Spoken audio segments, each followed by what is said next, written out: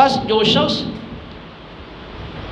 اپنے رب سے ملاقات کا یقین رکھتا ہے،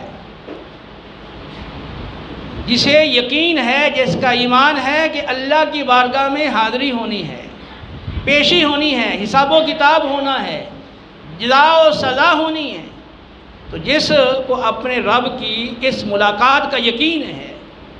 تو اسے چاہیے کہ وہ نیک عمل کرے، یعنی اس پیشی کی تیاری کرے نا، وہ نیک عمل کرے اور اپنے رب کی عبادت میں کسی کو شریک مت کرے۔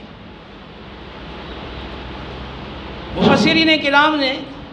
اس آیت کے تحت فرمایا کہ